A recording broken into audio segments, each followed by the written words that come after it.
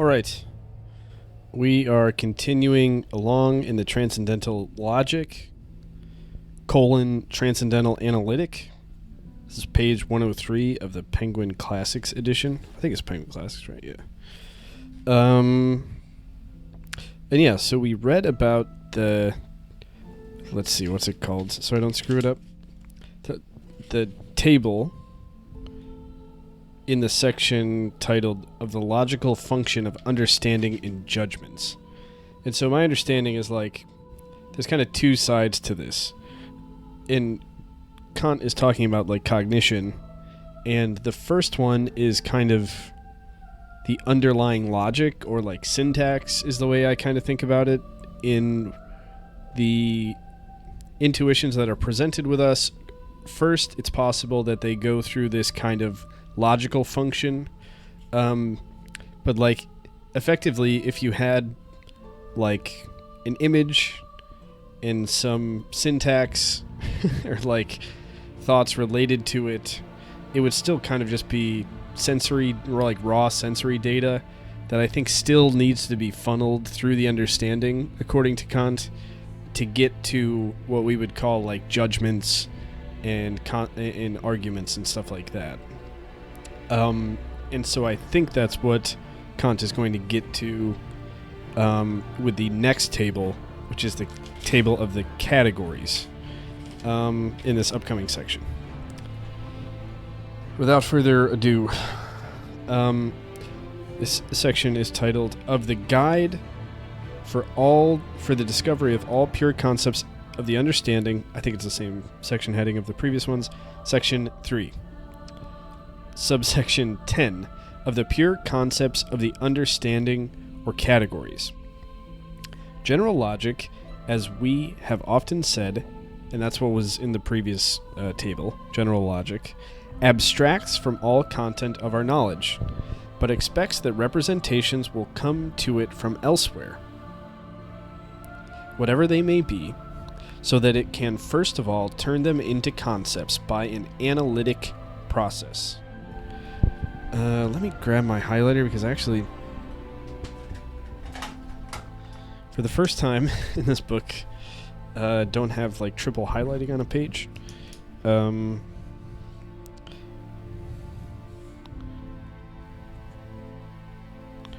Transcendental logic, on the contrary, has before it the manifold of a priori sensibility, supplied by transcendental aesthetic as the material for the pure concepts of the understanding. That's what we just talked about. Without this material, transcendental logic would be without any content, therefore entirely empty. It is true that space and time contain a manifold of pure a priori intuition,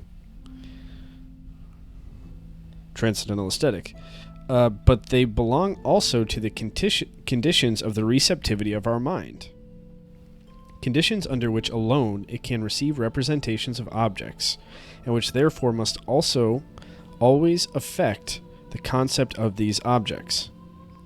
The spontaneity of our thought requires that this manifold, in order to be turned into knowledge, should first be gone through, taken up, and combined in a certain manner. I call synthesis. And so this is the extra step, I believe, after the, transcendental aesthetic, the intuition, and then we have the transcendental logic that has the ability to do something with that, but then this synthesis is what takes it home and allows us to really turn that into concepts, ideas, well, maybe not concepts, maybe more judgments and arguments. I really want a pink highlighter. Orange. Orange is fun. Orange will indicate that this is the read-through it's on, because I already have pink in here. Okay. So I'm going to highlight the spontaneity of our thought requires that this manifold, in order to be turned into knowledge, should first be gone through, taken up, and combined in a certain manner. This act I call synthesis. All right. This highlighter's dead. All right. Second orange highlighter. By synthesis, in its most general sense, I mean the act of putting different representations together. the act of putting different representations together.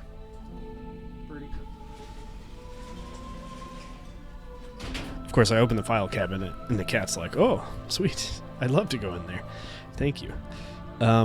By synthesis, in its most general sense, I mean the act of putting different representations together and of comprehending their manifoldness in one item of knowledge.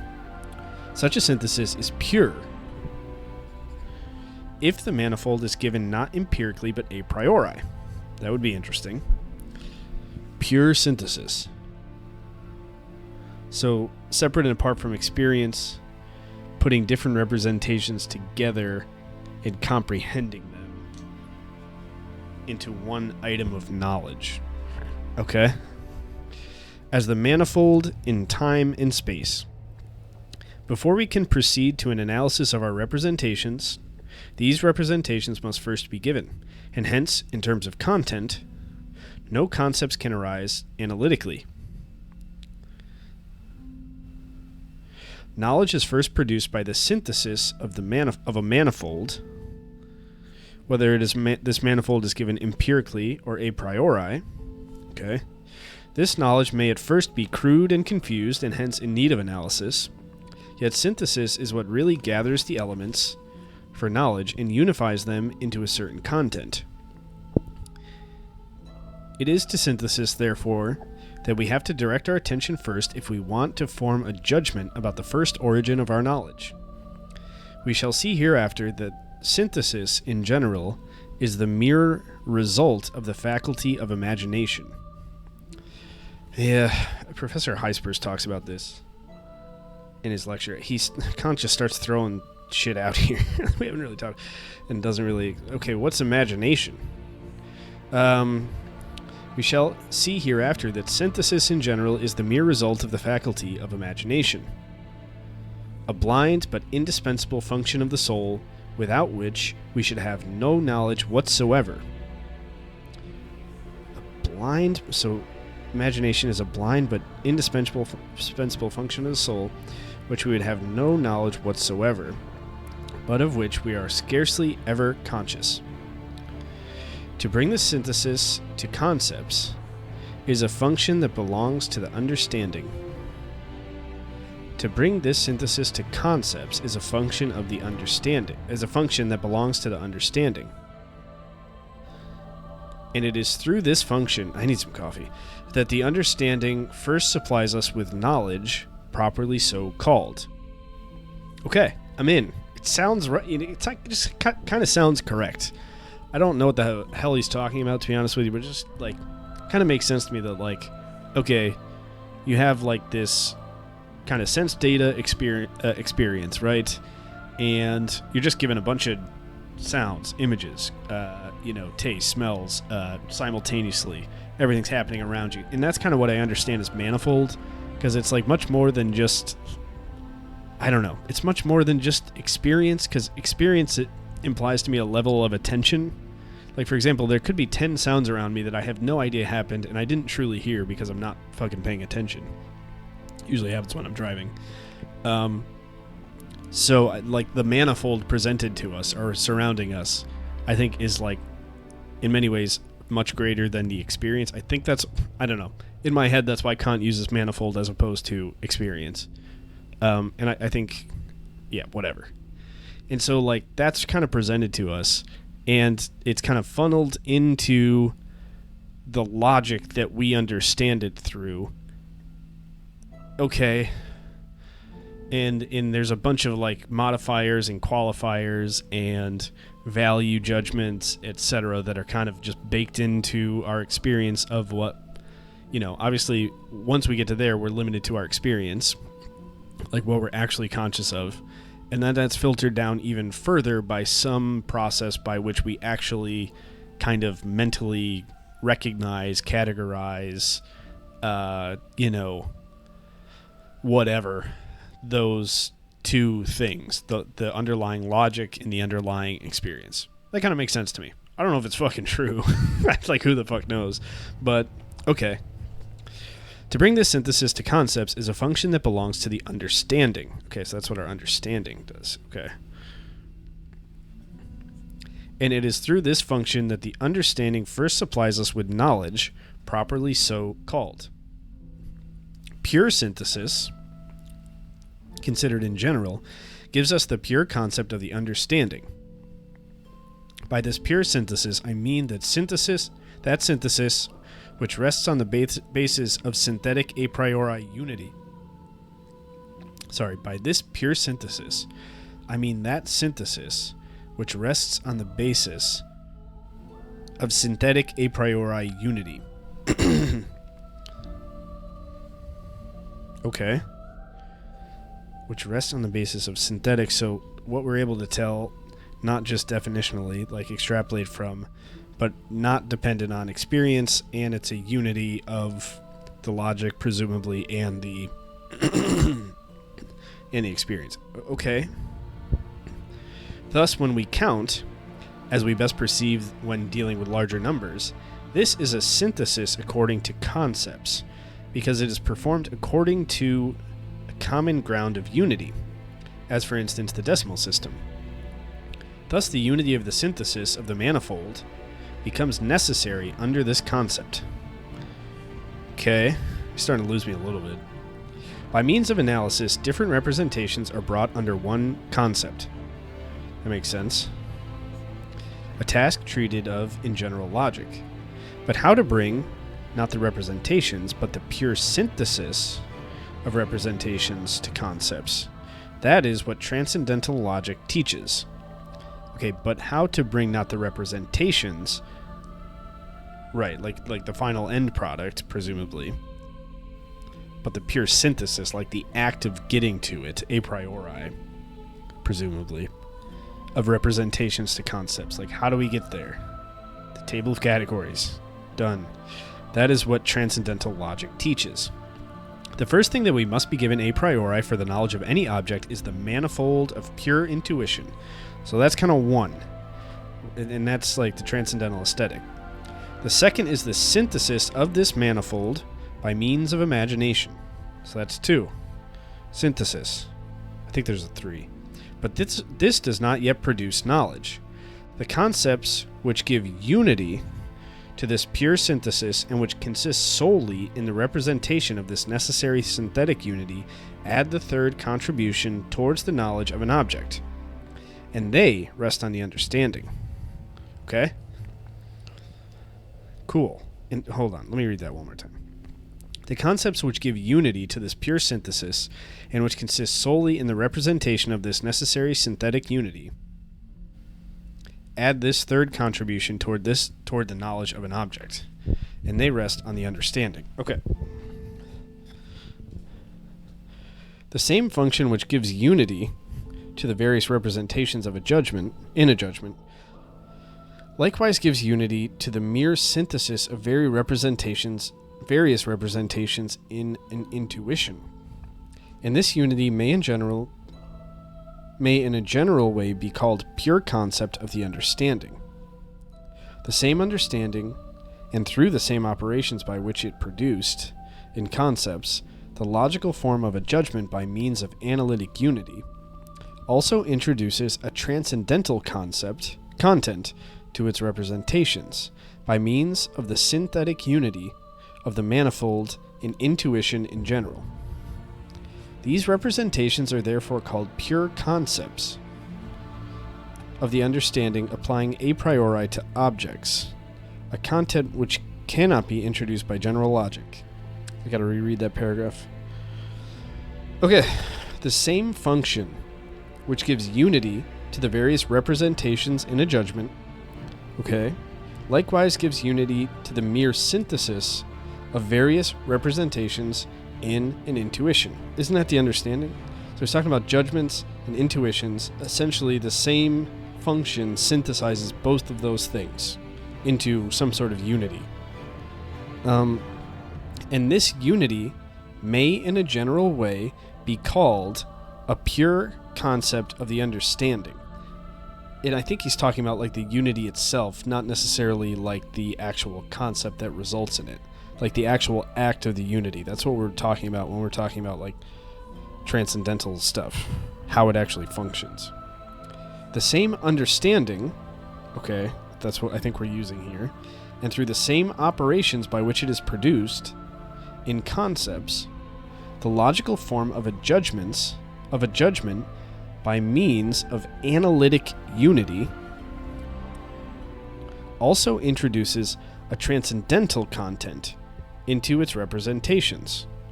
Okay, by means of the synthetic unity of the manifold in intuition in general.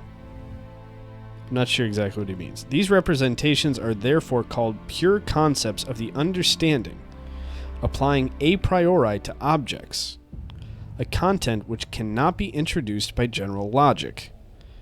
Okay, I kind of get it. It kind of makes sense.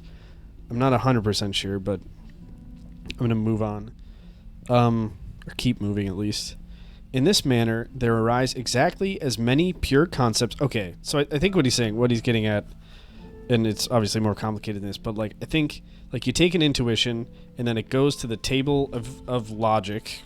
Isn't it judgments? Logic of it annoys me that the table of categories has a title. It's table of categories, but the other table doesn't have a title.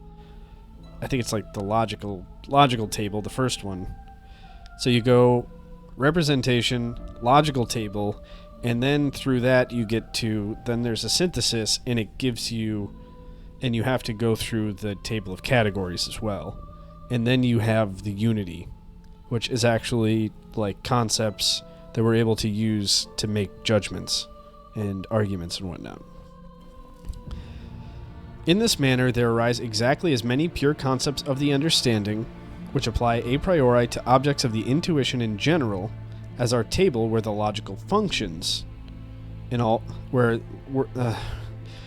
as in our table there were logical functions in all possible judgments. So there's the same, number of concepts in each table.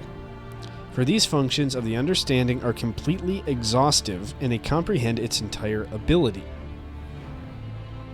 Okay, we shall, with Aristotle, call these concepts categories, for our intention is originally the same as his, though it widely diverges from his in its execution. Table of categories. 1. Of quantity. For quantity, in the table of categories, there is unity, plurality, and totality. So, okay. 2. Of quality. There's reality, negation, limitation. 3. Of relation. 1. Of the inherence and subsistence. 2. Of the causality and dependence. 3. Of community. Reciprocity between agent and the patient. Okay, so relationships. Inherence and subsistence. 2. Causality and dependence. Okay. Of community. Reciprocity against... reciprocity between agent and the patient. Okay. 4. Of modality. Possibility, impossibility is 1. 2. Existence and non-existence. 3. Necessity and contingency. Modality kind of makes sense. That seems to track the other ones. I'm not so sure about relations. And Kant's going to talk about this. And I don't want to get too in the weeds here because I don't know what the hell I'm doing. So relation is categorical, hypothetical, and disjunctive. So categorical would apply to of inherence and subsistence. Okay. Hypothetical is causality and dependence. Disjunctive is community. Reciprocity between agent and the patient. Okay. Oh, Kant's going to talk about the relationship.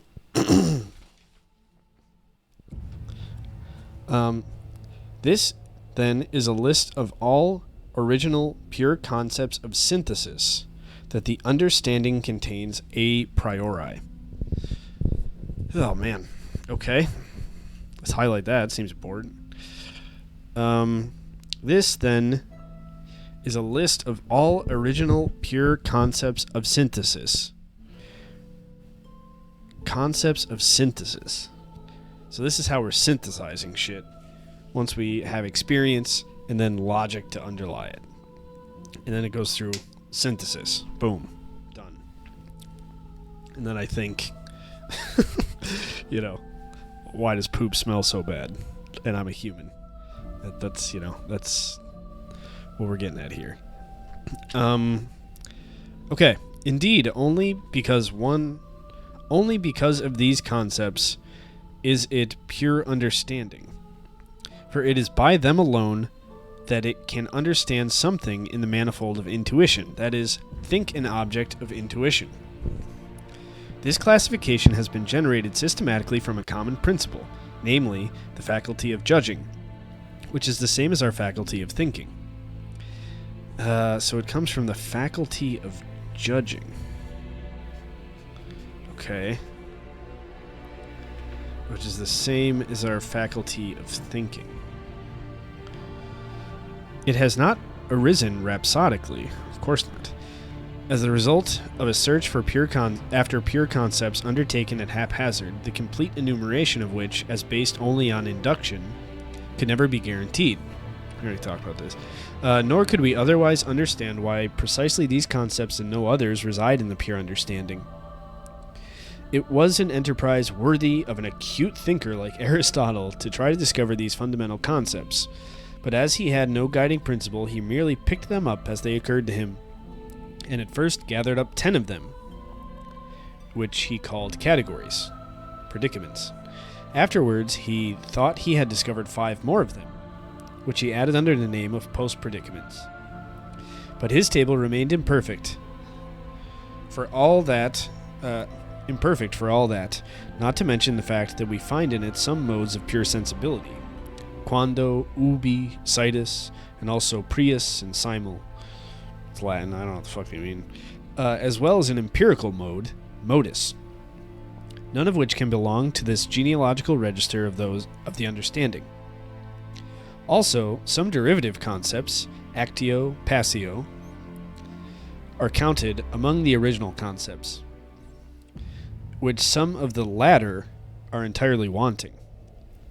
With regard to these original concepts, it should be remarked that the categories, as the true fundamental concepts of the pure understanding, also have their pure derivative concepts.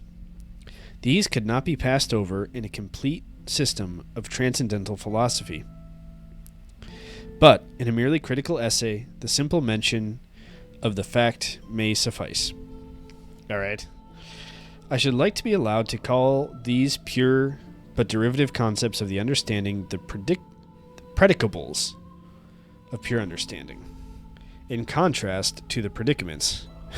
Alright, that should straighten everything out. Once we are in possession of the fundamental and primitive concepts, it is easy to add the derivative and subsidiary ones, and thus to give a complete picture of the genealogical tree of the pure understanding. As at present, I am concerned with the completeness not of the system, but only of the principles for a system. I leave this supplementary work for a future occasion.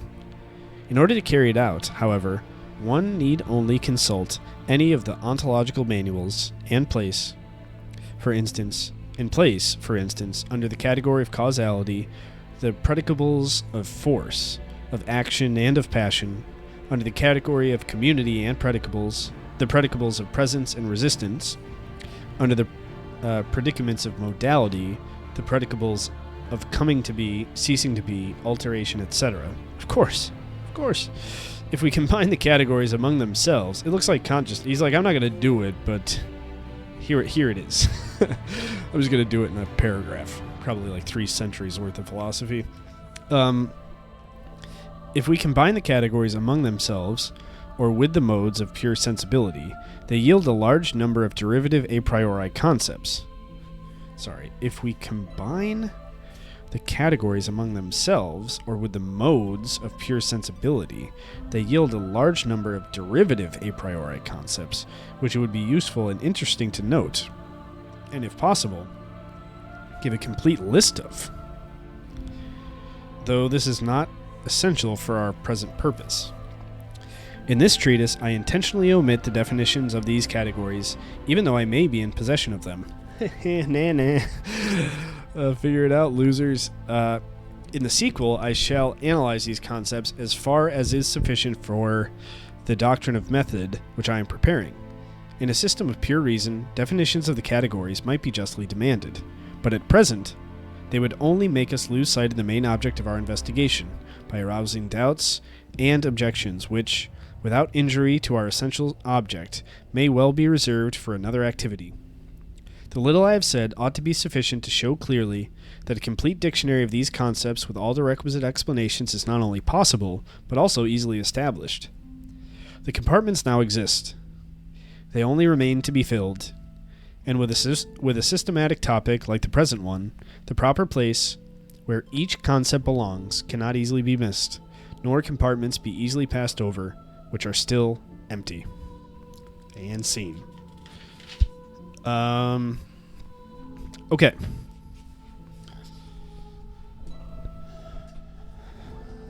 Section 11. The table of categories suggests some interesting considerations, which may perhaps have important consequences with regard to the scientific form of all rational knowledge.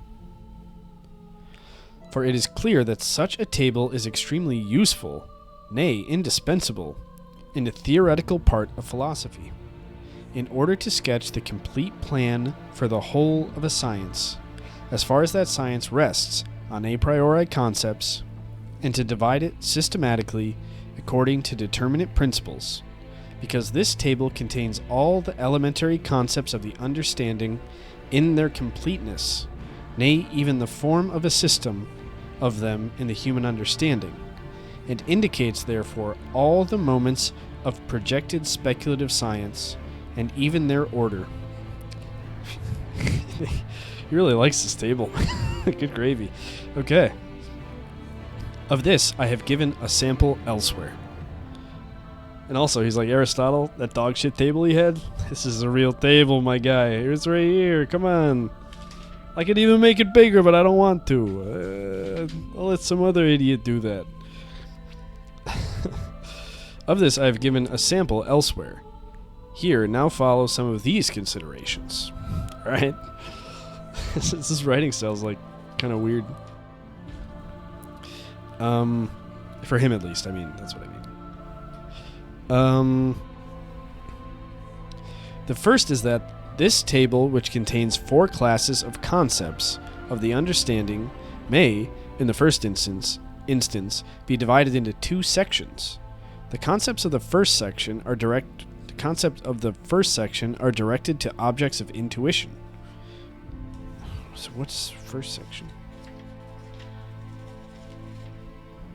Quantity. Okay. I gotta start highlighting again. Alright. The concepts of the first section are directed to objects of intuition. Okay. Pure as well as empirical. Whereas those in the second section are directed... Wait, could you not just fucking say what it is? I gotta flip back every time. Quality is the second section. Second section are directed to the existence of these objects in their relation either to one another or to the understanding. The first section I would call that of the mathematical, and the second of the dynamical categories. Okay, that kind of makes sense. The first section has no correlates. These are to be met with only in the second section. Must not this distinction have some ground in the nature of understanding? I don't know. Our second consideration is that in each class, the number of categories is always the same. It's a little sus, right? Namely 3. This again makes us ponder, because usually all a priori divisions by means of concepts must be dichotomous. It should also be remarked that the third category of a class always arises from the combination of the second and with the first. Thus, allness, third category of the class must always arise, okay, from a combination of the second with the first. All right. Thus, allness, totality, is nothing but plurality considered as unity. Okay. Limitation, nothing but reality combined with negation. Community is the causality of a substance as reciprocally determining another substance. Lastly, necessity is nothing but the existence which is given through possibility itself. It's kind of lame. I don't know about this. It's a little neat. It must not be supposed, however, that the third category is therefore a mere derivative and not a fundamental concept of the pure understanding. For combining the first and second categories in order to produce the third concept requires a special act of the understanding, which is not identical with the act that produces the first and second concepts. Okay. Thus, the concept of a number, which belongs to the category of allness, is not always possible when we have the concepts of multitude and unity. For instance, in the representation of the infinite. Nor can we, by simply combining the concept of a cause and that of a substance, at once have an understanding of influence, that is, how a substance can become the cause of something in another substance. This shows that a special act of the understanding is here required, and the same applies to all the other classes of categories. Okay, so you can't just add 1 and 2 to get 3. It's not that simple, but you kind of can do it, but they're kind of different. The third consideration, with regard to one category, period. With regard to one category, namely that of community, which is found in the third class, its agreement with the form... with regard to one category, namely that of community, which is found in the third class, its agreement with the form of a disjunctive judgment... Oh yeah, we talked about this. The form which corresponds to it in the table of the logical function is not so evident as in the case of the others. Yeah, that's a confusing one. That whole part of the table is confusing. At least seems more confusing than the others. They're all confusing. In order to gain assurance that they do actually agree, we must note that in all disjunctive judgments, the sphere, that is, the plurality of everything that is contained under any one judgment, is represented as a whole divided into parts. Right? And that's why it's a community, because there's multiple. And that the subordinate concepts. And that as one of them cannot be contained under the other, they are thought as coordinated with, not subordinated to, one another. And so as determining one another, not in one direction only, as in a series, but reciprocally, as in an aggregate. If so they're members of a potential... Okay, it makes them like community. But I don't really know what community means in this context. If one member of the division is posited, all the rest are excluded, and conversely. A similar connection is thought in the whole of things, in which one thing is not subordinated, as effect, to another as cause of its existence, but is coordinated with others simultaneously and reciprocally. That kind of makes sense. It sounds a lot more like a whole than otherwise. As a cause for their determination, as for instance, in a body, the parts of which reciprocally attract and repel one another. This is a kind of connection totally different from that which is found in the mere relation of cause and effect, of ground to consequence. For here, the consequence does not in turn reciprocally determine the ground, and therefore, as in the case of the world and its creator, does not constitute with it a whole. Okay? The procedure which the understanding follows in representing to itself the sphere of a divided concept is the same as that which it follows when it thinks a thing is divisible, and in the same manner in which, in the former case, the members of a division exclude one another, and are yet combined in one sphere, the understanding represents to itself the parts of the latter as being such that their existence, as substances, belongs to each alone, independently of the others, and yet as combined together in a whole. Okay, I think Kant's going to talk about all these more later, and I kind of get what he's getting at here. I'm not going to get too worked up about the details right now. I don't want to spend too much time on this. So I'm going to go on to section 12. See how long section 12 is? Oh, not that long at all. Okay. And then what is after this? Section 13. Section 14, that makes sense. Section 15. And then do we get into the 2? Yeah, okay. Sorry, I'm just trying to figure out where I want to stop. Of the deduction. Oh, yeah, so 1... No, I still don't want to go there.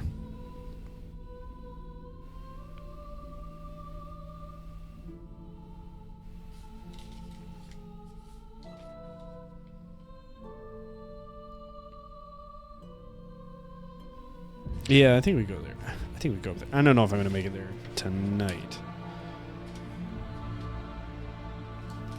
But I think that's the goal.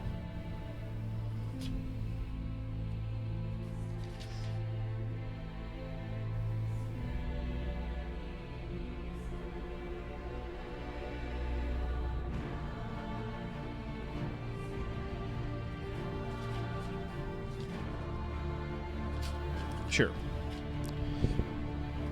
Sorry. Section 12. In the Transcendental philosophy of the ancients, there is another chapter containing pure concepts of the understanding which, though they are not counted among the categories, are yet considered by them as a priori concepts of objects. If so, they would increase the number of categories, which cannot be. It's not possible. They are set forth in the famous proposition of the scholastics, quod libet ens est unum verum bonum. Okay, I'm not going to look that up. It's probably not that important. Something and the truth and his truth is one truth and awesome. I think that's what it says. Now, although the inferences to be drawn from this principle were yet very meager, yielding nothing but tautological propositions, so that modern metaphysicians mention it almost by courtesy only. Yet a thought which has maintained itself so long, however empty it may seem, deserves to be investigated as to its origin, and entitles us to suspect that it has its foundations in some rule of the understanding which, as often happens, has only been wrongly interpreted. What are supposedly transcendental predicates of things are, in fact, nothing but logical requirements and criteria of all knowledge.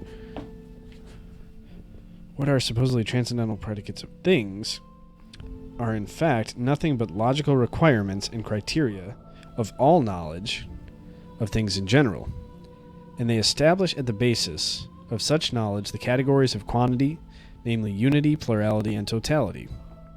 But instead of taking them materially, as belonging to the possibility of things themselves, these categories were used, in fact, only in their formal meaning, as belonging to the logical requisites of all knowledge, and so these criteria of thought were incautiously turned into properties of things in themselves.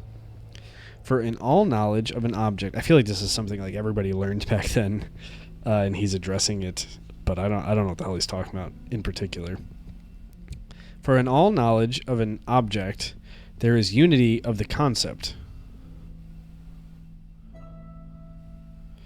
which may be called qualitative unity, insofar as we think by it, only the unity in the comprehension of the manifold of our knowledge, as, for instance, the unity of the theme in a play, or a speech, or a story. Secondly, there is truth in respect of the consequences.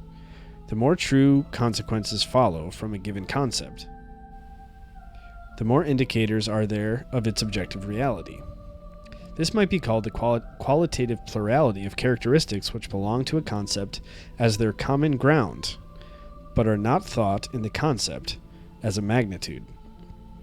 Thirdly, there is perfection, which consists in the fact that the plurality taken together, conversely, leads back to the unity of the concept, and agrees fully with this, and with no other concept, which may be called the qualitative completeness, totality.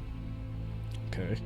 This shows that these logical criteria for the possibility of knowledge in general do nothing but transform the three categories of magnitude, in which the unity in the production of the quantum must be assumed as homogeneous throughout. Here, however, these categories are only transformed so as to yield connection of heterogeneous elements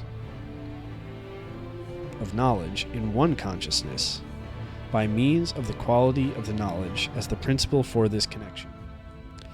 Thus, the criterion of the possibility of a concept, but not of its object, is the definition of it, in which the unity of the concept, the truth of all that may be initially derived from it, and lastly, the completeness of what has been derived from it, constitute all that is required for the construction of the whole concept. In this same manner, the criterion of a hypothesis consists first in the intelligibility of the assumed ground of explanation, that is, in its unity, without any auxiliary hypothesis. Secondly, in the truth of the consequences that can be deduced from it, their agreement with one another and with experience. And lastly, in the completeness of the ground of explanation of these consequences, which point back to neither more nor less than was already assumed in the hypothesis, and merely analytically a posteriori give us back and agree with what was thought synthetically a priori. Okay. Is it really synthetic? Okay. Just a guess. The concepts of unity, truth, and perfection, therefore, do not supplement the transcendental table of categories. Unity, truth, and... Okay. As if it were imperfect. All we do after the relation of these concepts to objects has been entirely set aside is bring the use of these categories under general logical rules for the agreement of knowledge with itself. Okay.